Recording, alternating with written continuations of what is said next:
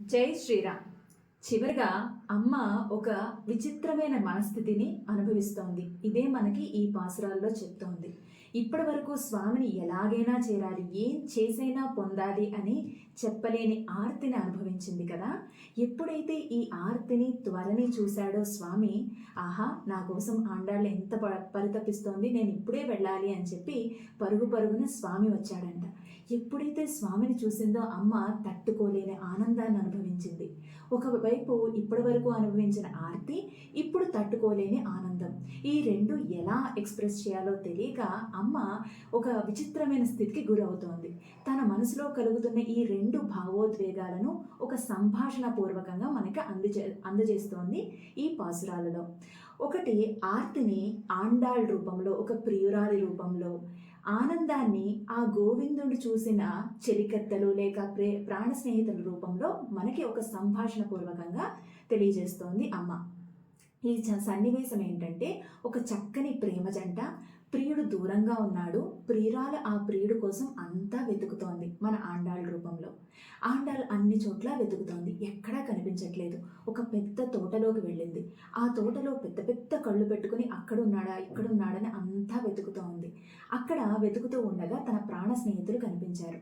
అమ్మ వెళ్ళి వాళ్ళని అడుగుతోంది, ఓయ్ చెల్లులారా, మీరు నా కృష్ణుణ్ణి చూశారా?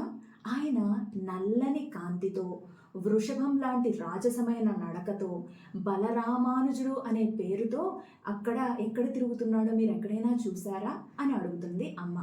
ఇక్కడ ఎందుకు ఈ విశేషణాలనే వాడిందో కొంచెం అర్థం చేసుకునే ప్రయత్నం చేద్దాం. నల్లని కాంతితో, వృషభం లాంటి రాజసమైన నడకతో, బలరామానుజుడైన శ్రీకృష్ణుని చూశారా అని అడుగుతోంది. నల్లని ఎందుకు అని అంటే, నలుపు రంగు వ్యామోహానికి గుర్తు. మనం ముందు చెప్పుకున్నాం కదా, వ్యామోహం అంటే ఎవరికి మీదైనా మనకి ఒక అనుకూల భావన కలిగితే అది ఇష్టం, ఇష్టం ముదిరితే ప్రేమ, ప్రేమ ముదిరితే పిచ్చి, పిచ్చి ముదిరితే మోహం, మోహం ముదిరితే వ్యామోహం, వ్యామోహం ముదిరితే వెర్రి వ్యామోహం. ఈ వెర్రి వ్యామోహానికి ప్రతీకే ఈ నలుపు రంగు. అందుకనే చెప్తోంది, నా స్వామికి వెర్రి వ్యామోహం నా మీద, అలాంటి స్వామిని చూశారా అని. అంతేకాదు ఆయన కాంతితో ఉన్నాడు. ఏంటా కాంతి అని అంటే, మన స్వామి వైకుంఠంలో ఉన్నప్పుడు గరుడ, అనంత, విశ్వక్సేనుల వారు వీళ్ళందరూ ఎన్నో సేవలు చేస్తున్నా, అయ్యో నాకు దూరంగా ఈ పిల్లలు భూమి మీద ఉన్నారే అని చెప్పి మన కోసం ఎంతో తాపత్రయపడుతూ పరుగు పరుగుని ఎన్నో అవతారాలను ఎత్తి మనల్ని ఉద్ధరించడం కోసం ఎన్నో ప్రయత్నాలు చేస్తూ ఉంటాడు. అలా అవతారాలు ఎత్తి ఈ భూమి మీదకి వచ్చినప్పుడు నా పిల్లల్ని ఎన్నో రోజుల తర్వాత కలుసుకున్నానే అని ఎంతో ఆనందంతో పొంగిపోతాడట. ఆ పొంగుని చూపిస్తోంది అమ్మ కాంతి అన్న పదంతో. ఇంకా వృషభం లాంటి రాజసమైన నడక. మనకి విష్ణు సహస్రనామంలో చెప్తారు, స్వామి నడక చతుర్గతి అని. ఏంటి చతుర్గతి అని అంటే, స్వామి నడకలో ఏనుగు లాంటి మదము, సింహం లాంటి గాంభీర్యము, పులి లాంటి చాకచక్యము, వేగము, వృషభం లాంటి రాజసము అన్నీ కలగలిపి చాలా చక్కగా ఉంటాయంట. ఆ రాజసాన్ని గుర్తు చేస్తూ అమ్మ వృషభంలాగా సర్వస్వతంత్రత్వంతో, పరత్వంతో, ఆయనకి సాటి లేనివాడు లేడు అని చూపిస్తూ ఉన్న స్వామిని ఎక్కడైనా చూసారా అని అడుగుతుంది. అలా పరత్వం, అన్ని సర్వస్వతంత్రుడు కదా, మనకు లొంగుతాడా అని మనకు డౌట్ వస్తుందేమోనని వెంటనే బలరామానుజుడిని చూసారా, అన్నయ్యకు విధేయుడిగా, అలాగే మనం ప్రేమిస్తే మనకి విధేయుడిగా ఉంటాడు, అంత సులభుడు, మనం కడితే కట్టించుకుంటాడు, కొడితే కొట్టించుకుంటాడు, మనతో ఆడుతాడు పాడతాడు, అంత సర్వసులభుడు, అలాంటి నా స్వామిని చూసారా అని అడుగుతోంది అమ్మ. ఆ చెల్లెలు ఆలోచించి, చూశాము, బృందావనంలో ఆవులను కాచుకుంటూ తిరుగుతూ ఉన్న కృష్ణుడిని చూశాము అని అన్నారు. వెంటనే అమ్మకి గుర్తొచ్చింది, అయితే నా కృష్ణుడే అక్కడ ఉండేది. ఎందుకంటే రోజు ఆవుల్ని మేపాలి అన్న సాకుతో ఆయన అడవికి వెళ్తాడు. అక్కడ చక్కని వేణుగానాన్ని గానం చేస్తాడు. ఆ వేణుగానం వినగానే ప్రియురాళ్ళు, ఈ గోపికలందరూ వస్తారు. వాళ్ళతో ఆడి పాడి సాయంత్రం వరకు ఉండి, సాయంత్రానికి యమునా తీరం చేరి అక్కడ కూడా విహరిస్తాడు. విహరించి ఇంటికి ఆలస్యంగా చేరుకుంటాడు. ఇంటికి వెళ్ళగానే నాన్నగారు అడుగుతారు, ఏంటి నాయన ఇంత లేట్ ఎందుకు అయింది అని. అంటే ఆయన అంటారు, నాన్న ఆవులన్నీ చాలా దూరంగా మేతకు వెళ్ళిపోయాయి, వాటన్నిటిని దగ్గర చేసి తీసుకురావాలి కదా, అందుకే ఇంత లేట్ అయింది అని సాకులు చెప్తాడంట మన స్వామి. ఎందుకు అనంటే, ఆ గోపికలతో ఉండాలన్న కోరికతో. అంతేకాదు అలా గోపికలతో ఉండడానికి ఈ ఆవులన్నీ సహాయం చేశాయని ఆవులంటే కూడా స్వామికి ఎంతో ప్రేమ.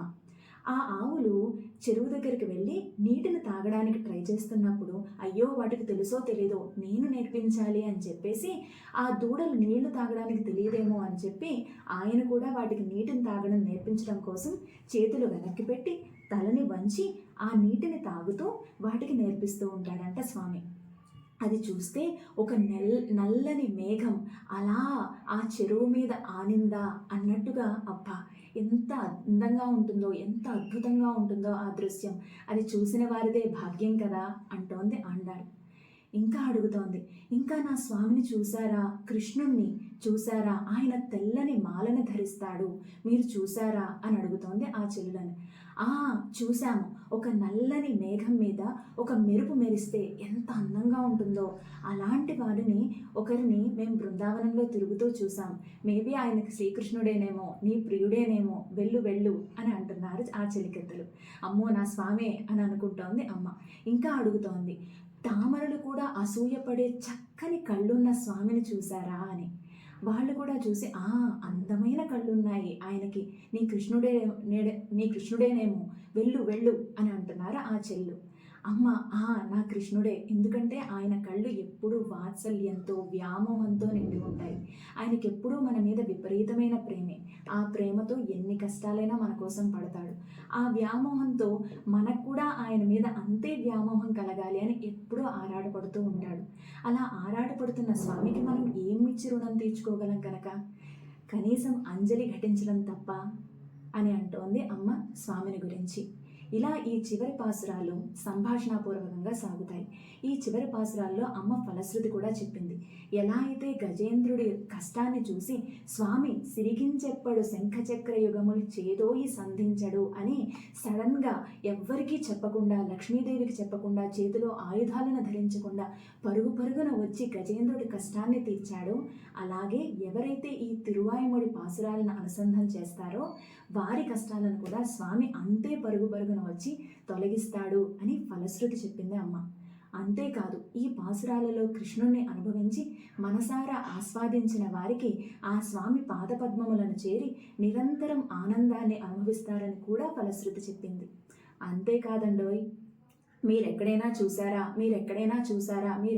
చూసారా అని ఆండాళ్ళు అడుగుతోంది కదా, అలా మనం అడగనక్కర్లేకుండా స్వామిని కళ్ళారా చూసి మనసారా అనుభవించి ఆస్వాదించే గొప్ప అదృష్టాన్ని, భాగ్యాన్ని కూడా ఈ తిరువాయిమొడి పాసురాలను అనుసంధానం చేసిన వారికి ప్రసాదిస్తోంది మన అమ్మ. జై శ్రీరామ్.